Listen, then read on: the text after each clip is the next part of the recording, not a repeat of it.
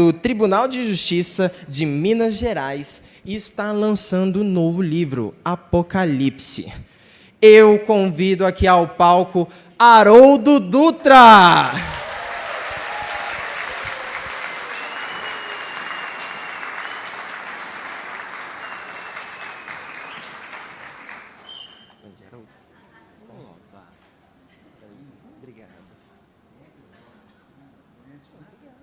Ai, gente, recebi um abraço.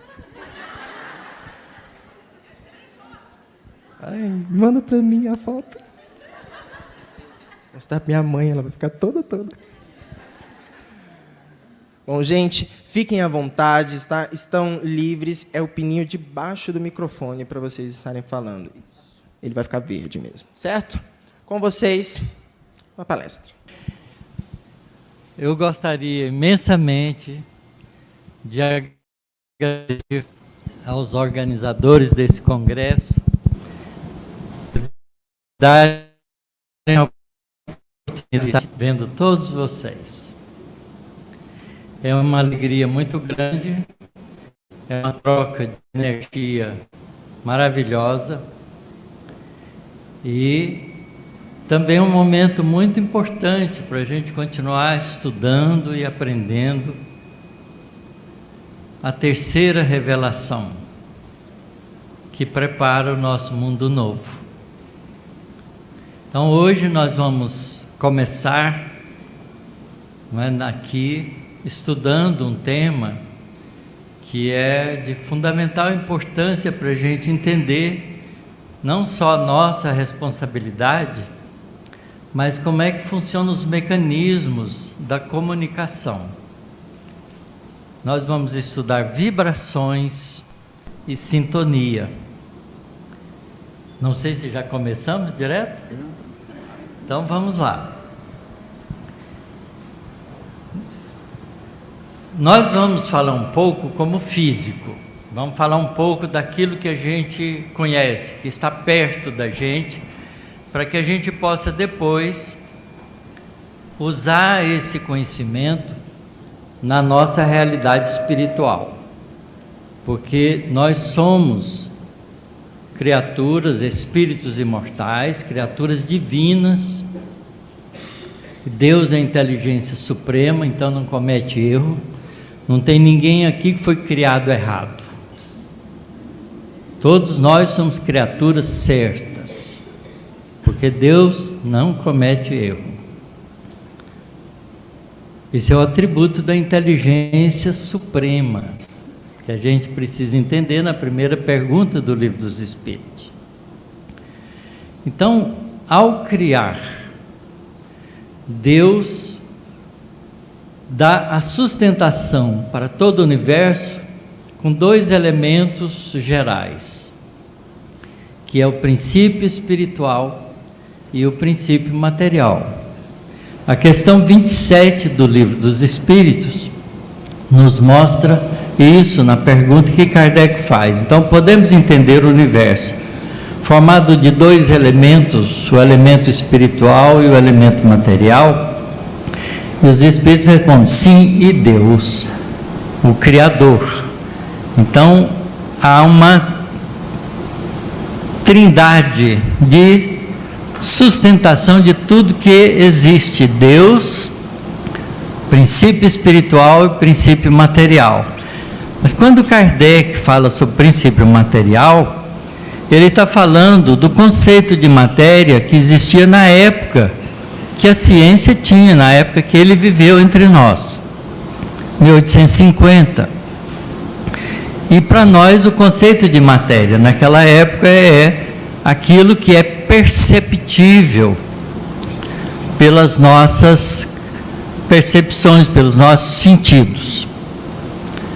Mas aí, em continuação à resposta, os Espíritos introduzem um conceito novo, que é o do fluido universal, que é a base de sustentação de tudo que é material, que é o elemento primordial do qual a matéria é feita. Então, fluido cósmico, fluido universal é o princípio material. e é o que enche o universo, não é? Paulo dizia que a gente vivia, não é, mergulhado em Deus. Na verdade, a gente vive mergulhado nesse fluido cósmico que André Luiz define como o hálito divino ou força nervosa do Criador. Então Deus está junto conosco e nós estamos junto com Deus através desse recurso que a gente precisa entender com clareza. Então, para a gente falar sobre vibrações, eu vou começar falando exatamente daquilo que eu estou usando, da voz, que é o nosso mecanismo de comunicação. Eu falo e vocês ouvem. Como é que funciona isso? Se eu tirar o ar daqui de dentro, eu posso falar à vontade e ninguém vai ouvir coisa nenhuma. Então, o ar é um instrumento de propagação de ondas de pressão que a gente imprime no ar através de um mecanismo desenvolvido no processo fisiológico do nosso corpo, chamado cordas vocais. Quando eu penso, eu aciono o mecanismo complexo do meu corpo físico e modulo, faço essas cordas vocais vibrarem. Então, a vibração delas vai impulsionar o ar e esse ar vai vibrar em ondas longitudinais, que isto é, ondas que se propagam, que oscilam na direção da propagação. Então, o ar fica fazendo esse movimento de vai e vem e se propaga. Aí chega no ouvido de vocês têm uma membrana chamada tímpano que vibra com esse ar. Essa vibração é transmitida para o tímpano e ele aciona todo um mecanismo do ouvido médio, que tem ossinhos especializados e tal, até um sistema nervoso chamado nervo acústico, que transforma toda essa vibração numa corrente elétrica iônica nos axônios, no prolongamento das células nervosas, e leva essa informação para o centro cerebral, que vai permitir à consciência identificar essa vibração como uma onda sonora.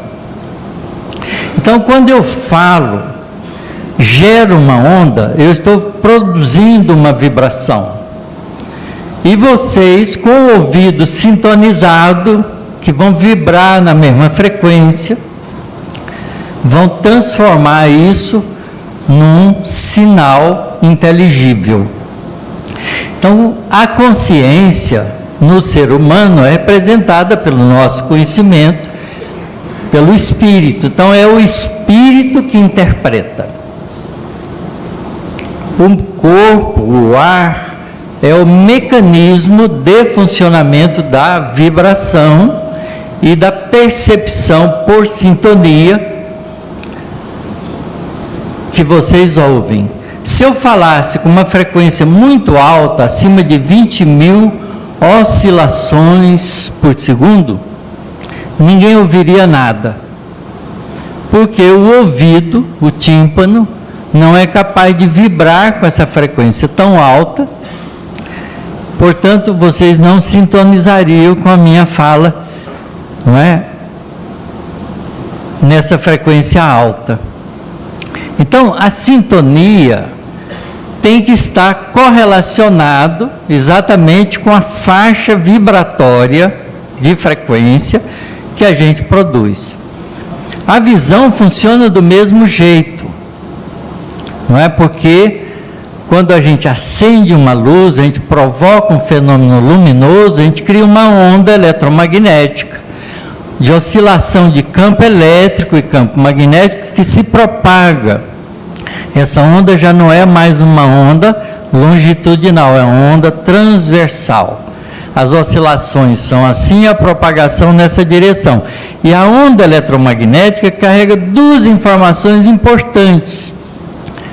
que é a variação de um campo elétrico com o tempo, que é capaz de produzir forças em cargas elétricas, e de um campo magnético associado que também vibra e que também pode produzir força em coisas que têm cargas elétricas. Então, essa vibração,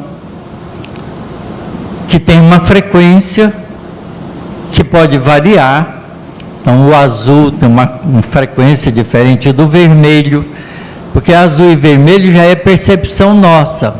Então, o nosso olho, lá na retina, tem moléculas especializadas na superfície dos nossos bastonetes do olho, que absorve essa energia, porque a onda leva a informação energética. Essa vibração do ar não carrega o ar, só faz ele oscilar no som. Mas a energia vai passando das moléculas de umas para as outras, consecutiva, criando a onda, e leva a informação energética. Onda carrega energia. Tá certo? A onda do mar carrega energia, você vê a água subir e descer. Na beira da praia parece que está transferindo água porque esbarra no fundo e aí transforma em fluxo de água. Mas se não esbarrar no fundo, como no mar alto, as ondas só, quer dizer, o barquinho está lá, sobe e desce, mas não é carregado. Se não tiver corrente, não é carregado, mas ele oscila, ele recebe essa energia de movimentação. Então, quando a gente provoca um fenômeno ondulatório, a gente então está fazendo, né, um processo vibracional. E se a gente sintoniza, a gente entende essa vibração de alguma maneira, interpreta ela de alguma maneira. Então, as moléculas que absorvem a luz fazem uma modificação estrutural. A molécula tem uma estrutura molecular, dos átomos estão arranjados.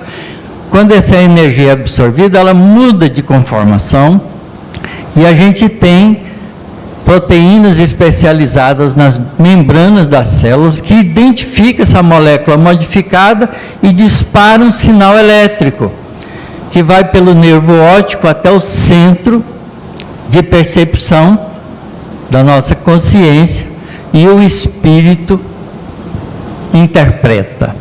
Então, cor é uma coisa interpretada pelo espírito, mas é preciso do mecanismo material para chegar essa informação no espírito. Isso é o que funciona enquanto a gente está no corpo físico. Quando a gente está no mundo espiritual, como é que os espíritos se comunicam?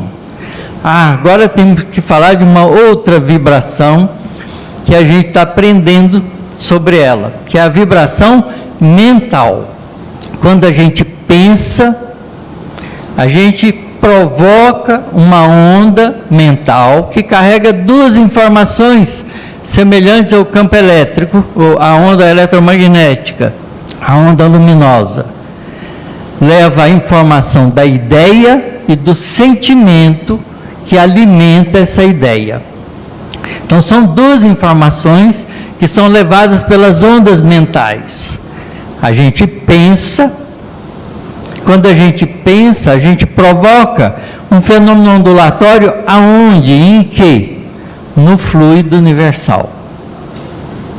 Porque o mundo espiritual é feito com fluido universal que se modifica e se adapta a cada realidade do ambiente onde ele está funcionando. Por exemplo, na Terra, o fluido universal, associado com todos os recursos do nosso planeta, se expressa de uma dada maneira. Num outro planeta, num outro sistema planetário, num mundo mais evoluído, isso é levemente diferente. Então, para cada mundo, a gente tem uma realidade própria. Então, quando um espírito pensa, como o espírito é um princípio inteligente que tem a força, a capacidade de agregar à sua volta. Fluido universal, ele estrutura para ele uma expressão de realidade que é o corpo espiritual, perispírito. Então, esse perispírito feito de fluido universal modificado pela ação do princípio inteligente, mesmo na fase rudimentar, ou na fase de espírito humano como nós somos, a gente cria então um corpo apropriado para a nossa expressão individual.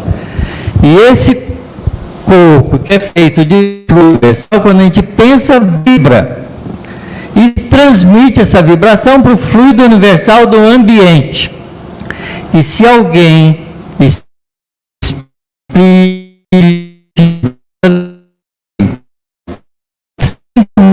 ele percebe essa vibração, então ele sintoniza. Então, sintonizar significa ter o mesmo tom, similaridade,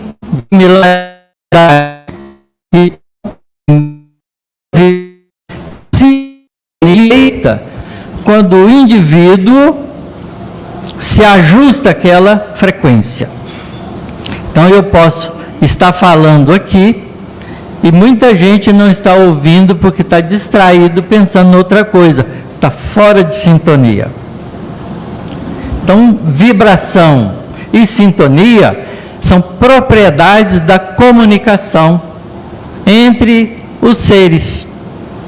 Quando eu penso, eu emito uma onda mental, psicoemocional, que se propaga. Quem sintoniza com ela sente e pensa igual, então ele reforça essa vibração.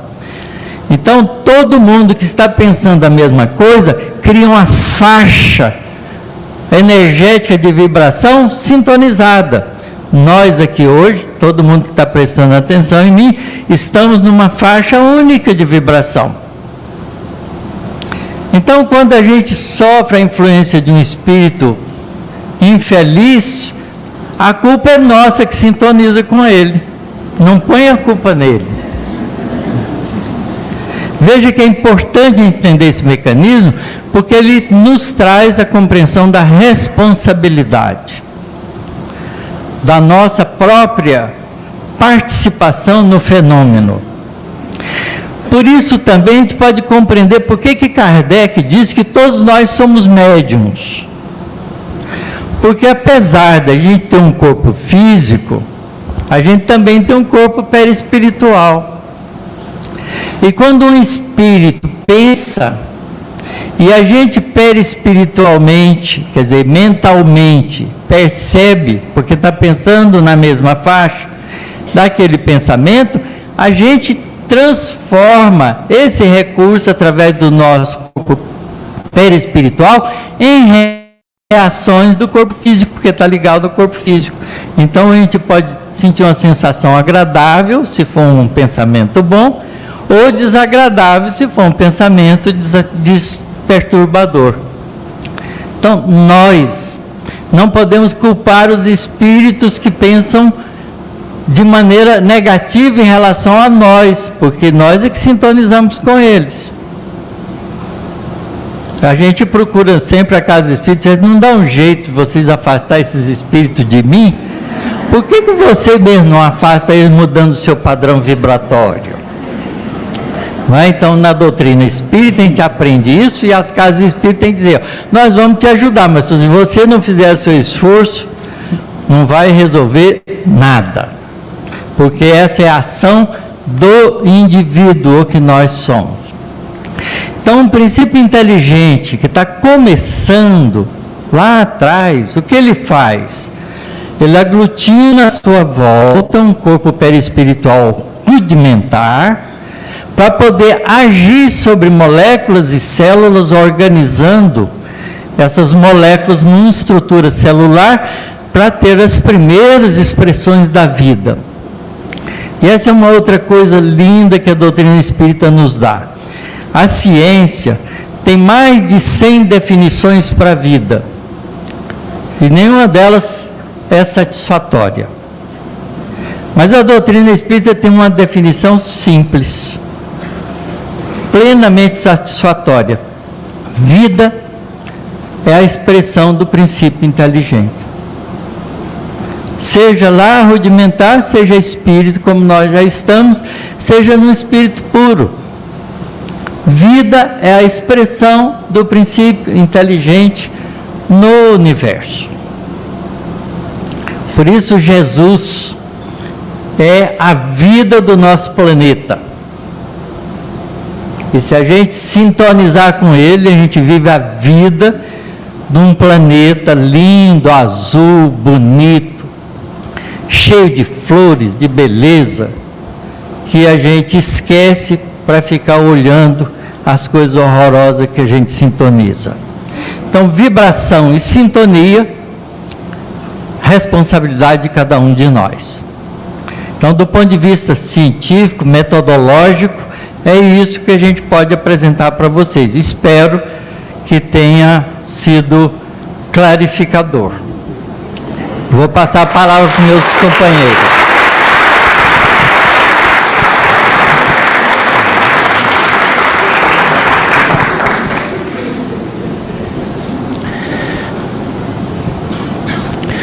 Bom dia para todos nós. Quero falar da minha alegria de estar aqui hoje, na presença de todos e dos meus companheiros aqui também. A história do Ocidente, ela tem algumas características bastante interessantes, porque durante boa parte dos séculos que antecederam esse que nós vivemos, a religião dominou o pensamento humano, de tal maneira que a ciência e a filosofia ficaram sob o comando da própria religião. E a religião ditou todas as cartas do que era verdade e do que não era verdade. E durante esse período em que a religião comandou, o fantástico, o sobrenatural, o extraordinário, o ininvestigável foi o que dominou o pensamento humano. Mas ao mesmo tempo em que a religião fez isso, ela foi muito opressora, ela foi muito despótica, houve muita tortura, muita intolerância, muita perversidade e crueldade cometida em nome da religião. Evidentemente que não se comete excessos somente com a religião, como apresenta Joana de Ângeles no livro Roteiro de Libertação, em que ela fala no capítulo 2 da obra sobre essa questão da religião e a opressão, mostrando que também houve opressão, como sempre houve, também do lado de fora da religião. O problema é do homem. Mas o certo é que esse processo opressivo que foi construído pela religião acabou promovendo, no final do século XVIII, início do século XIX, um movimento de reação muito grande da sociedade científica e filosófica, exatamente pelos resultados que a religião produziu na sociedade. E o que foi que aconteceu em função disso? Nós vivemos a maior onda de desconstrução do pensamento religioso que a humanidade já viveu em toda a sua história. O século XIX é o século marcado pela tentativa de destruição de todo o arcabouço de conhecimento espiritual que a humanidade cultivou ao longo dos últimos 10.000 anos. Então, os nossos grandes pensadores do século XIX, olhando para aquilo de negativo apenas que a religião havia produzido, decidiu inaugurar uma sociedade onde tudo que não fosse impressionável aos 5 sentidos deveria ser considerado como se não fosse verdade. Era o período do chamado materialismo, onde o objetivo era dizer que somente existe aquilo que impressiona os meus 5 sentidos, que eu posso perceber por olfato, paladar, visão, audição e o outro que eu esqueci. Então, o tato. Então, os nossos 5 sentidos, eles passaram a reger o que era real e verdadeiro, e isso jogou para o campo do fantástico tudo aquilo que não fosse possível de ser apreciado por essa via. Só que o que acontece? Como o Otacílio estava lembrando para nós, exatamente no século XIX, que é o século que tenta desconstruir todas as verdades daquilo que diz respeito ao não tangível, é que vão surgir as pesquisas científicas dos grandes estudiosos do eletromagnetismo. Então, Max Planck, Faraday, Volt, Ampère, Ohm, todos os grandes estudiosos que se debruçaram sobre os fenômenos do eletromagnetismo, eles surgem exatamente no período em que o homem queria dizer que só o que é tangível é o que existe. E assim, eles queriam dizer que todas as experiências espirituais são todas mentirosas. Só que as pesquisas que se fizeram nesse período negaram em essência tudo aquilo que o homem queria dizer. Ele foi obrigado a engolir as suas próprias conclusões. Porque nesse ambiente aqui que nós estamos, e ninguém vai negar o que eu estou dizendo, existem ondas de rádio, AM, FM, ondas de televisão. Nós temos uma série de... Ninguém está vendo, mas existe. Os nossos 5 sentidos não são capazes de representar a realidade objetiva da vida. Existe muito mais coisa do que a gente pode perceber pelos nossos 5 sentidos. Como o Otacílio estava colocando, um som acima de 20 mil Hz, a gente não ouve mais. O cachorro ouve, vai até 45, mas a gente não ouve. O meu já deve estar lá por 12, mais ou menos. Mas passou de 20, outro dia eu fui comprar um fone de ouvido, aí o rapaz, esse aqui é muito bom, esse aqui responde até, é mais caro, mas ele vai até 20 kHz. Disse, meu filho, eu não ouço mais. Me dá um de 16 que já está bom, porque eu não vou ouvir. Não responde mais. Então assim, nós temos uma faixa para ouvir e temos uma faixa para ver. Nós enxergamos do vermelho ao violeta. Abaixo do vermelho é o infravermelho. Existe, mas a gente não vê. Quando eu vejo um carvão, eu não sei se ele está quente ou não. Quando eu pego, quente. Mas aí, se eu enxergasse abaixo do vermelho, eu veria uma cor, que eu nem imagino qual seja, que era o carvão com uma cor, porque está quente. O meu olho não me enxerga, mas o meu tato sabe que ele está quente.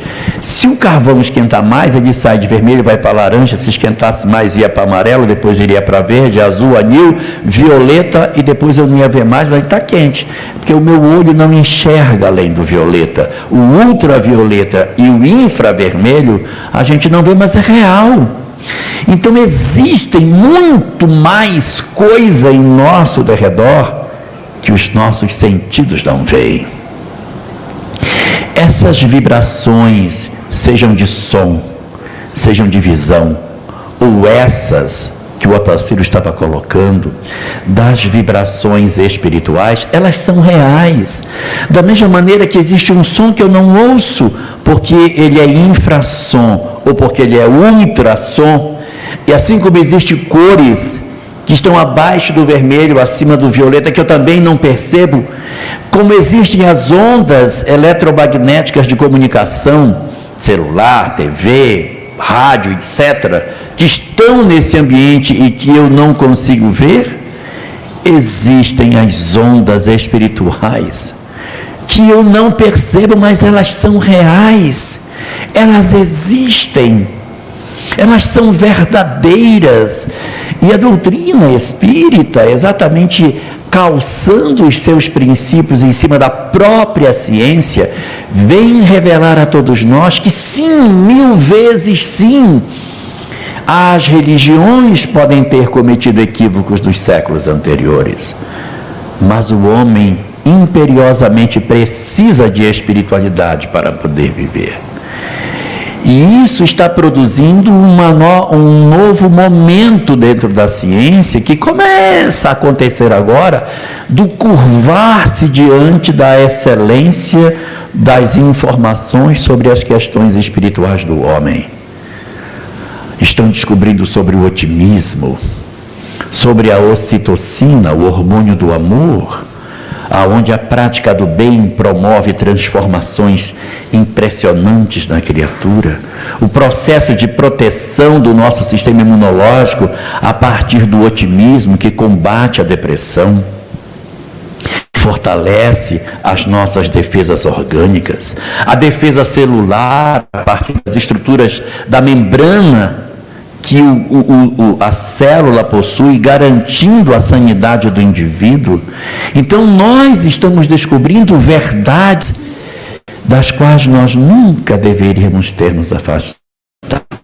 Nós estamos redescobrindo determinados fatores que eram conhecidos pelos antigos, mas que nós, por uma vaidade, por uma de querer desconstruir todo o patrimônio de conhecimento que a humanidade tinha, estamos vivendo esse período tenebroso de materialismo, em que as criaturas humanas acenam como se os bens da terra fossem tudo que a gente pudesse buscar. As pessoas estão atrás do gozo imediato, do experimentar da felicidade do lado de cá. Eu procurar uma condição onde apenas existe felicidade nas coisas terrenas, empurrando a nossa juventude principalmente para uma cegueira espiritual, empurrando as pessoas para a promiscuidade, para a drogadição, para o enlouquecimento da nossa sociedade, com a ruptura de todos os padrões de conduta que são os grandes resultados do materialismo infeliz que produz o exército de depressivos, de ansiosos, de pessoas vitimadas hoje da nossa sociedade com o vazio existencial, com a ideação suicida, pelo vazio que se produz, pela vacuidade dos interesses, quando o materialismo apunhala a nossa sociedade, propondo que somente o que é palpável é que é real. No âmago do próprio materialismo, nas pesquisas mais intrínsecas feitas pela ciência do século XIX, está a resposta daquilo que ele mesmo tentava negar. O surgimento da compreensão do mundo invisível, nem me refiro ao mundo da mediunidade, mas o mundo das ondas eletromagnéticas. Esse mundo dos efeitos da corrente elétrica que varia, que gera um campo magnético, que gera uma corrente, que gera um campo magnético, que gera uma corrente, que produz a propagação das ondas no vácuo, onde quer que seja. Isso é fantástico. Teve que obrigar a ciência a criar um elemento que eles não imaginavam, chamado éter, porque era a única forma de explicar como que a onda se propaga no vácuo se não tem nada. Então eles criaram um conceito. Tem que existir um treco, chamado éter, que faz com que a corrente no vácuo se propague. Isso é o quê? Isso é a tentativa da sociedade terrena de tentar encontrar as explicações para o fluido cósmico universal. Nós estamos assim percebendo, nesse início de século XXI, os resultados das infelizes experiências do século XIX, de querer construir uma sociedade sem Deus, achando que só o que era tangível era verdadeiro. Está aí o resultado. Nossa sociedade de hoje é o fruto desse experimento sociológico de uma sociedade sem Deus. E aí estamos nós, vivendo um mar de sofrimentos, e que de repente, em função da reconceituação do sentido de vibração e a percepção de que as ondas existem, de que os espíritos sintonizam, de que existem ondas que a gente não percebe, do pensamento humano, de encarnados com encarnados, de encarnados para desencarnados, e do lado de lá para o lado de cá, Isso é inegável. Nós temos uma quantidade enorme de experimentos mediúnicos, nas chamadas cartas consoladoras, aonde os nossos amores nos trazem notícias de como eles estão, com informações que o médium jamais seria capaz de perceber. Então a própria ciência está se curvando diante disso. Pesquisadores materialistas hoje interpretam a questão das chamadas experiências de quase morte, em que tem que se dobrar ao entendimento de que existe no homem algo que não seja material. Porque a pessoa está em coma e citou quem entrou no quarto, quem saiu, que conversaram. Não pode. Ela estava em coma, você não pode saber. Então, se estava em coma e sabe, tem alguma coisa além do cérebro que estava vivo durante o momento que estava no coma. Então, essas descobertas, elas estão reconstruindo a ponte que o materialismo tocou fogo no século XIX, para apartar a espiritualidade do homem. Nós estamos aprendendo a lançar as primeiras cordas para preparar a ponte para a sociedade do amanhã, que vai reconstruir esse conhecimento todo dentro de uma visão muito mais transcendente, porque terá feito o movimento de antítese, tentando desconstruir, para depois construir uma ciência muito mais sólida, com a convicção apoiada nos seus próprios alicerces, de que sim, existe muito mais ondas e vibrações do que nós imaginamos, e de que o mundo espiritual é tão real como esse.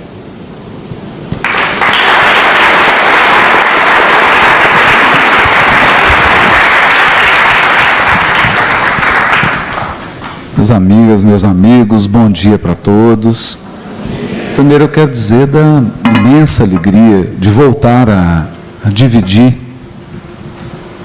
a conversa aqui com o Otacílio. Há muito tempo, os papos tão bons que a gente sempre teve nos congressos, desses mais de 10 anos que eu venho, e sempre no hall ali do hotel, a gente ficava madrugada fora e conversando sobre essas coisas, né? E ter o Elahá aqui também, em carne e osso, né? Que a gente vê ele na internet, tudo. Mas ele está encarnado, está aqui, carne e osso. E é bom porque o Elahá tem essa capacidade de sempre colocar teste o som, colocar as coisas num quadro geral, né? E aproveitando o que os dois trouxeram para a gente aqui, para que a gente possa ampliar o nosso pensamento, porque realmente é muito difícil compreender os postulados da doutrina espírita sem que a gente se debruce sobre de Maxwell para frente, de onda eletromagnética para frente. E olha que os dois aqui, para nos pouparem, evitaram de entrar aqui em Schrödinger, que aí o negócio ia ficar mais difícil ainda, né? Mais assombroso. E isso está no prefácio do livro Nos Domínios da Mediunidade. O benfeitor Emmanuel faz esse histórico. E vai mostrando como o nosso conceito de matéria, como o nosso conceito de comportamento da matéria precisa sofrer sérias revisões, porque na maioria nós ainda pensamos com os parâmetros do século XVIII. No geral, se a gente sai aí e pergunta para as pessoas, a visão delas de matéria é uma visão ainda do século XVIII. Mas veja, a mim cabe agora uma reflexão do uso prático disso. Então, com a fala do Otacílio, com a fala do Elahá, a gente compreende então esse mundo novo que se abre. Todos têm um aparelho de televisão em casa. E ele funciona igual. O mecanismo de funcionamento do aparelho de televisão é o mesmo. Mas todos estão assistindo a mesma coisa? Quando você adentra em um lar, qual é o padrão de programas que aquela família assiste? Tem de tudo, né? Tem de tudo. Tem de tudo. Então aqui a gente começa a perceber que os mecanismos de funcionamento do universo são assombrosamente inteligentes, porque são fruto de uma inteligência suprema, mas eles são, por natureza, neutros. A televisão funciona mobilizando mecanismos assombrosos. Mas quem sintoniza o canal é você. É você quem escolhe aquilo que te estimula emocionalmente e aquilo que te estimula intelectualmente. Então, esse ato de escolher o que me toca, o que me alimenta em um nível emocional e o que me alimenta em um nível de ideias, é o elemento definidor da sintonia.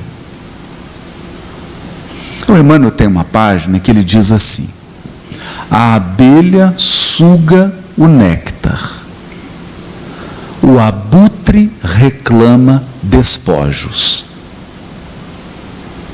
Eu vou traduzir. A abelha gosta de néctar, abutre gosta de podridão. E aí ele avança. No ser humano, o mecanismo é o mesmo, só que agora num outro patamar, o patamar emocional. Roberto Carlos estava certo, são muitas emoções. São muitas emoções, mas nós não acessamos todas elas. Nós temos preferências e essas preferências geram padrões. Padrões. E aqui, o Elahá pincelou assim rápido, o Otacílio chegou a tocar nesse ponto quando falou da onda mental, porque é preciso desfazer um conceito equivocado de que onda mental é intelectual, onda intelectual.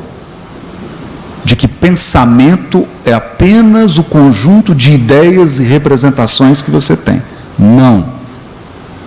Na conceituação, na terminologia dos espíritos, o pensamento, a onda mental é uma amálgama, é uma mistura das emoções e das suas ideias. Então, por exemplo, a emoção de subjugar outros seres humanos é emocionante. Então, quando você subjuga outro ser humano, isso te dá uma emoção. Essa emoção de subjugar um ser humano gera as ideias escravocratas. A ideia de escravidão é uma elaboração para justificar a emoção de você subjugar um outro ser humano. A emoção é muito emocionante quando você pensa que todo mundo é burro e você é inteligente. É uma emoção indescritível. Todo mundo é idiota e você é um gênio. Essa emoção gera a ideia da arrogância. Então o indivíduo é arrogante porque é gostoso ser arrogante, ao menos para os espíritos imperfeitos. E aqui é o ponto. Espíritos imperfeitos têm uma dieta emocional.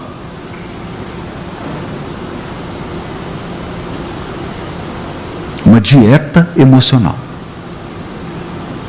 Espíritos puros têm outra dieta emocional.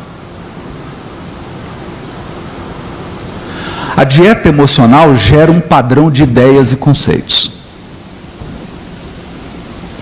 Quanto aos espíritos puros, eu não consigo falar muito. Observando assim o Cristo, o que foi registrado da conduta dele, a gente consegue inferir, né? Mas de espírito imperfeito eu conheço bastante. Tem intimidade mesmo com a coisa, né? Então o espírito imperfeito, ele tem uma dieta emotiva que é o seguinte: tudo tem que estar direcionado para ele.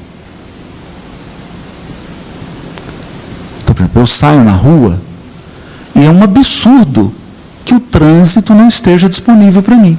Isso é ridículo. As coisas deveriam fluir para que eu pudesse chegar no meu compromisso mais rápido. Ora bolas.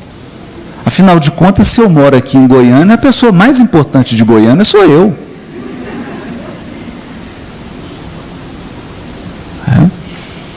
E também eu devo ser a pessoa mais vista. Ter que dividir atenção e afeto com os outros não é agradável. Então o espírito imperfeito tem uma dieta emocional do egoísmo e do orgulho. Isso quando ele é um espírito imperfeito, gente boa. Esse é o bom espírito imperfeito.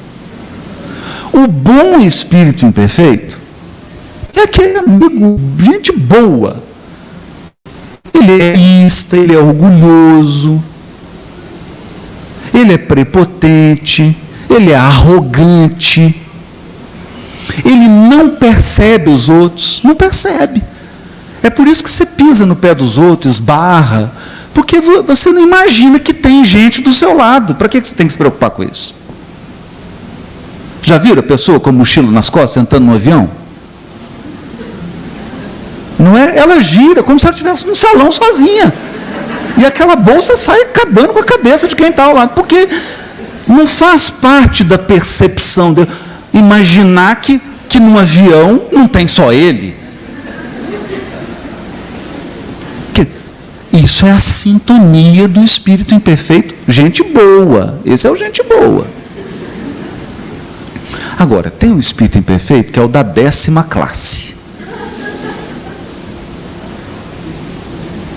O da 10ª classe, na escala dos imperfeitos, ele é o abutre.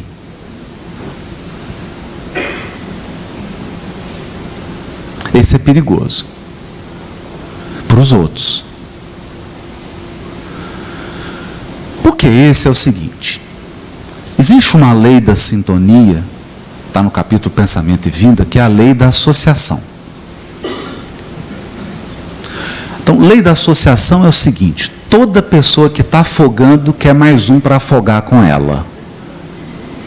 Todo usuário de cocaína quer mais alguém para cheirar com ele. Toda pessoa que rouba quer mais alguém para ajudá-la a planejar o roubo. Toda pessoa que gosta de violentar fisicamente alguém quer mais alguém com ele. É a lei da associação. Então, no capítulo Associação, o Emmanuel diz assim: a sua tristeza lhe faz entrar em sintonia com toda a tristeza do universo. Claro, já foi explicado aqui. Já foi explicado. Então, se você está em Belo Horizonte e você coloca lá na sintonia 102,4, é uma rádio. Tem uma programação. A gente chama esse sintonizador de dial. Você gira, hoje não gira mais, né? Gira. Botão de sintonia. Hoje você fala, Alexa. Agora eu Não é? Alexa. Tá. Mas ele está sintonizando. E nós fazemos isso. Então a gente acorda. É o nosso padrão emocional, gente. Eu queria deixar isso bem claro. O livro Pensamento e Vida, Emmanuel diz assim: o reflexo esboça a emotividade. A primeira manifestação da inteligência é a emotividade, não é a ideia. É a emotividade que plasma a ideia. Então, eu adoro assistir debate, porque eu não fico prestando atenção na argumentação, na ideia da pessoa, mas nas emoções que estão motivando ela. E não sei se você sabe, o diabo é bacharel em direito. Sim. O diabo é bacharel em direito. Nunca discuta com o diabo. Você vai perder. Jesus ficou 40 dias e 40 noites sendo tentado pelo diabo. Ele não discutiu com ele em nenhum momento. No finalzinho, na hora de ir embora, ele nem dialogou. Olha a estratégia de Jesus. O diabo veio com aquele negócio assim cedo. Gente inteligente demais. É muito inteligente. E educado. O diabo detesta esse negócio de violência, agressividade, falta de educação, mau gosto. Então Jesus, para não discutir, citou 3 versículos da Bíblia hebraica. Não discuta com o diabo. Você vai perder. Por quê? Porque o diabo usa ideias para justificar suas escolhas emocionais.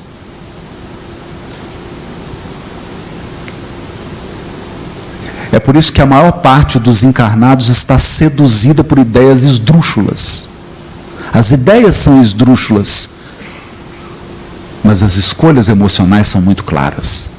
A gente quer subjugar. Há milênios a gente tem prazer em subjugar.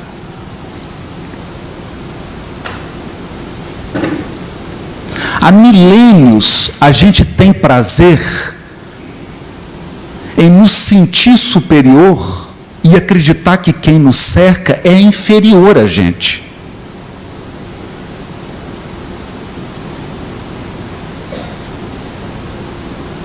É isso.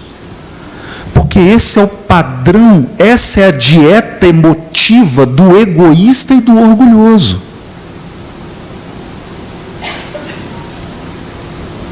Essa é a dieta emotiva. E o que acontece? Nós vamos lá para o capítulo Humildade do Pensamento e Vida. O que acontece quando nós temos uma dieta de egoísmo e orgulho? Quando você tem uma dieta de egoísmo e orgulho, começa a surgir a ilusão, aí já é a ideia, ilusões que assaltam a inteligência. É assim que os espíritos imperfeitos evoluem. Entre ilusões que salteiam. Salteiam é o que o sequestrador faz. As ilusões sequestram a nossa inteligência. E quem ilude tem que desiludir. Qual que é a primeira ilusão do egoísmo, da dieta emocional do egoísta e da dieta emocional do orgulhoso? A nossa dieta emocional. A primeira ilusão é de que eu controlo tudo.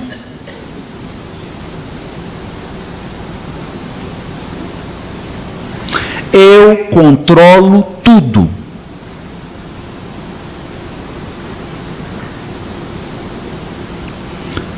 Então, que horas que é a mesa da conversa? É 9. Vou sair 8:45. Porque é perto, dá tempo. Aí você sai, tem um bloquinho de carnaval passando. Eu controlo tudo. Segundo, ilusão. Eu controlo o outro. Eu conheço o outro.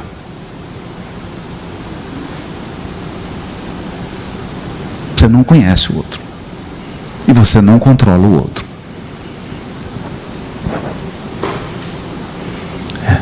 Então essas ilusões são cortina de fumaça para esconder a nossa dieta emocional. Então, para fechar, que a gente está chegando já no finalzinho, né, já deram o sinal, e fechar o que os nossos amigos trouxeram para a gente, porque espiritismo, eu acho que a gente precisa insistir nisso, porque nós vivemos no movimento espírita um apagão da fé raciocinada. Nós vivemos no movimento espírita um apagão da fé raciocinada. E estamos flertando com o fundamentalismo. O maior patrimônio, a maior herança de Kardec não são as questões e os livros que ele deixou. A maior herança de Allan Kardec é como pensar. Fé raciocinada. Então eles trouxeram aqui toda essa ideia para a gente possa raciocinar.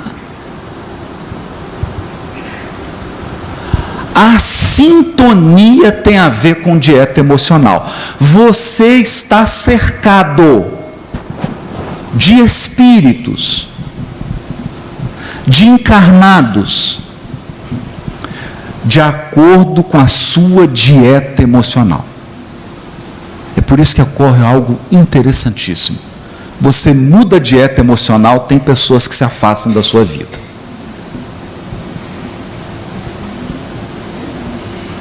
Porque não há mais contato.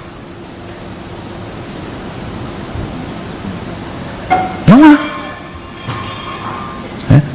Então, mudou a dieta, o vínculo não há mais.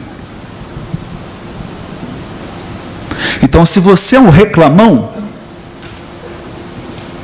está sempre reclamando, tudo está ruim, é sempre crítico, você está cercado de pessoas que dividem com você.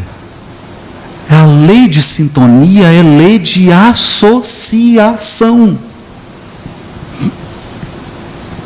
Nós sempre estaremos associados com os seres que se alimentam emocionalmente de acordo com a nossa dieta.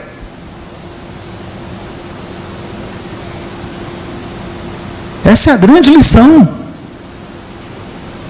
Essa é a grande lição. É por isso que não adianta fazer uma reunião. Tem cada ideia. Tem cada ideia. Né?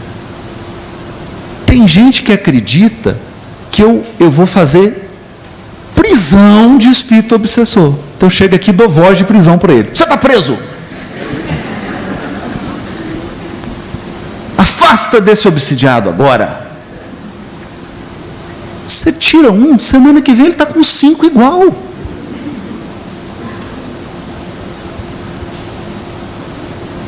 Igual. Porque você pergunta para o obsessor assim, por que você está com ele? Porque eu gosto. E o obsidiado gosta. Então aqui há um conceito que permeia toda a proposta da moral espírita, que é a moral do Cristo, que é a moral de Moisés. As revelações, a primeira, a segunda, a terceira, não mexeram no aspecto moral. O aspecto moral vem intacto desde Moisés, desde Abraão, né? Desde antes. O Cristo exemplificou. Ele não falou algo assim que os hebreus falam, nossa, nunca vi esse conceito moral. Não teve nenhum conceito moral enunciado pelo Cristo que eles já não conhecessem. A diferença foi que o Cristo viveu e testemunhou. Aí foi diferente. Porque, por exemplo, nós conhecíamos Davi,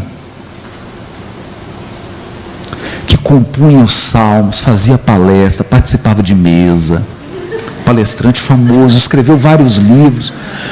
Escreveu os salmos, que eram as músicas cantadas, não é? E matou o melhor amigo para ficar com a esposa dele.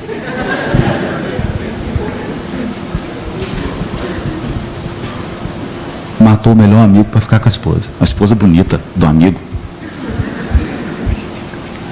Ficou com ela. Desse casamento saiu Salomão. E muita tristeza. As grandes expiações da vida de Davi, lá, foram decorrentes dessa união.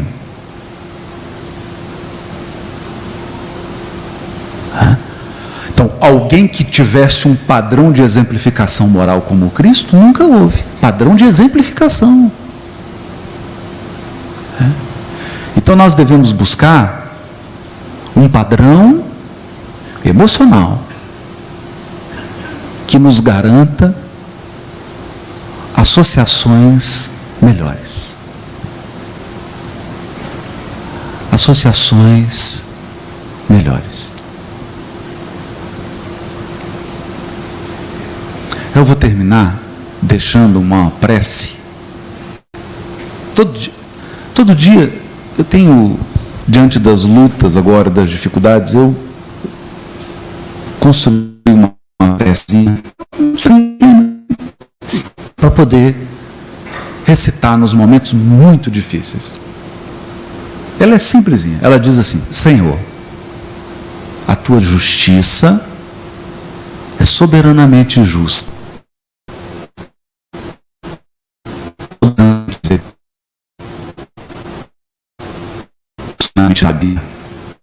Alívio.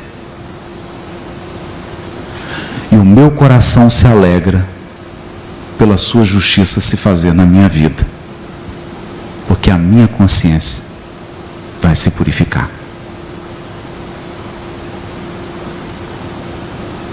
Essa é uma atitude interior.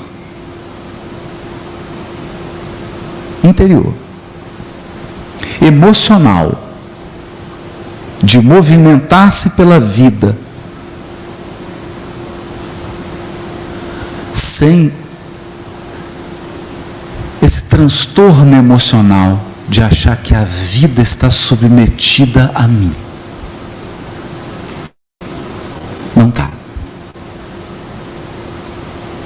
Não está. Esse aqui me mandou uma mensagem assim: nós vamos fazer uma mesa, ele podia conversar. Eu mandei para ele, falei: liga para o meu telefone. Ele foi para a UTI. Quase que ele não está aqui em nada. Ele tem que pôr o médico aqui para poder interpretar o pensamento dele.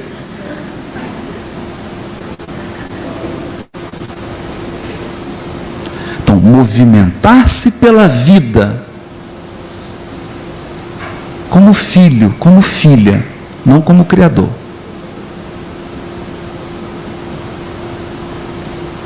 Movimentar-se pela vida como quem aprecia uma dádiva, não como quem exige. Essa atitude nos dará uma nova sintonia.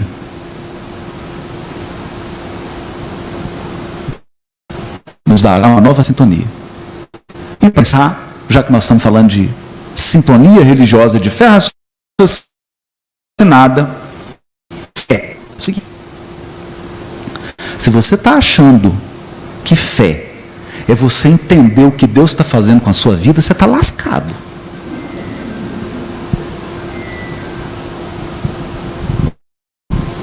Tem gente que acha que vai entender tudo que Deus vai fazer com a vida dele. Você está lascado, porque Paulo diz assim, ó: perplexo, mas não desanimado.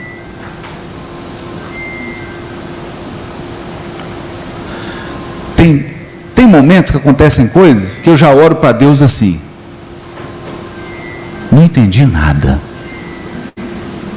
Essa você me deixou perplexo. Perplexo. Olha o que Jesus fala com Pedro: crê, te levarei onde não queiras ir. Viver é experimentar perplexidade.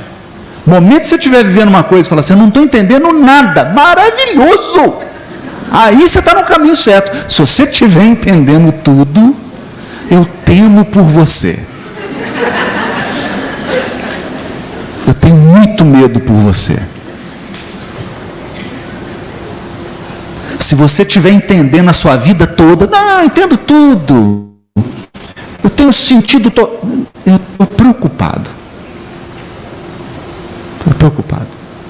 Tem o departamento de assistência espiritual aqui, inclusive com os amigos psiquiatras. Depois procura, depois aqui do encontro, procura, vale a pena, vale a pena. Dá para tratar isso. Dá para tratar. Fé é viver perplexo. Porque só existe uma inteligência suprema. Se você estiver entendendo tudo, você é a inteligência suprema. Você é Deus. Esse transtorno tem nome. Você não vai entender. Você não vai entender. Perplexo, mas não desanimado. Na hora que você experimentar a perplexidade, não queira entender. Fala, tá bom. Me dê forças para me movimentar.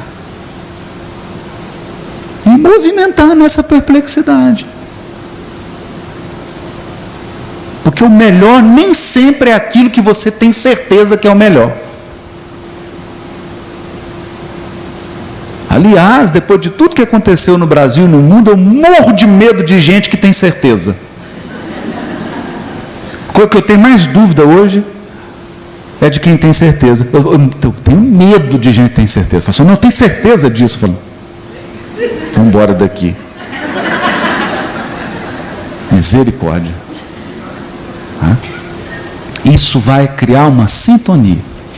E só para a gente refletir a historinha final, cheguei no hospital psiquiátrico André Luiz, estava com a Aline, a diretora da psicologia, e ela falou, vou te apresentar um paciente. Eu cheguei, ele estava sentado, na hora que ele me viu, ele levantou, boa tarde, como que é seu nome? Eu falei, meu nome, eu sou Haroldo. Ele falou, você sabe quem sou eu? Eu falei, não, eu sou o Deus. Eu falei, prazer.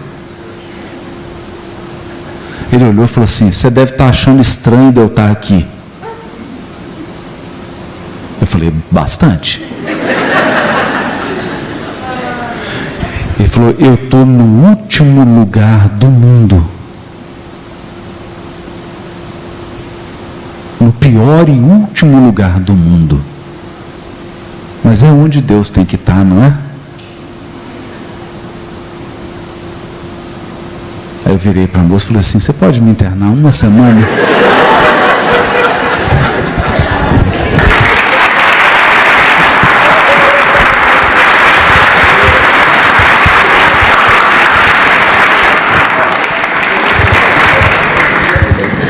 Eu acho que eu também preciso ser internada. Eu precisava falar uma coisinha. Pode falar. Nós esquecemos de citar uma coisa que é fundamental. É que esse dial de sintonia, o Alexa ou o controle, se chama vontade.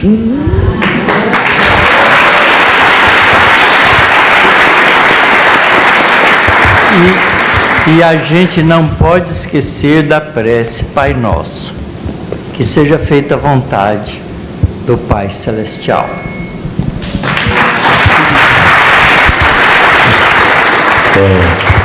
Eu queria só corrigir o nome de uma obra que eu dei.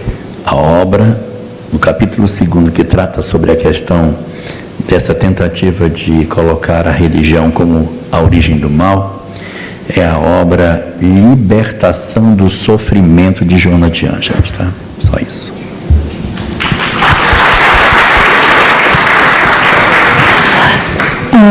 Eu vou dar uns recados, reforçar uns recados que já foram dados e a gente vai encaminhar para o intervalo. Agora vai ter show no Rio Vermelho, apresentação artística. Então, quem quiser, durante o intervalo, ir para o Teatro Rio Vermelho, vai estar tendo apresentação artística lá durante o intervalo.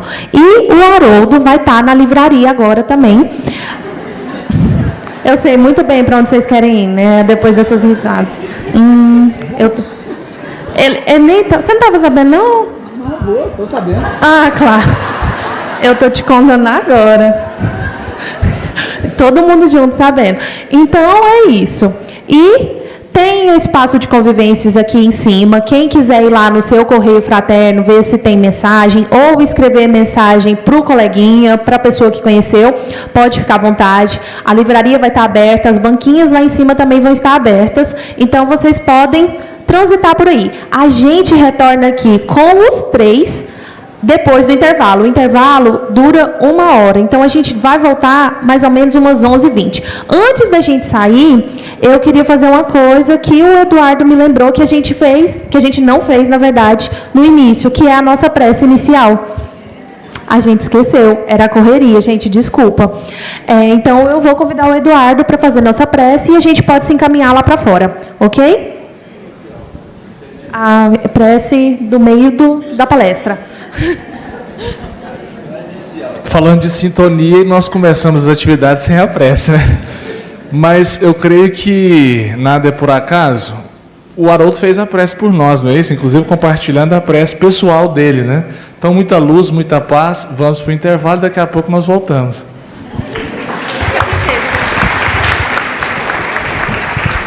Que assim seja, né? Muito bem. Vamos, então, por intervalo. Você continua aqui na nossa emissora do bem, ouvindo aí, acompanhando o 39º Congresso Espírita do Estado de Goiás. Tá certo? É a nossa Web Rádio Fraternidade.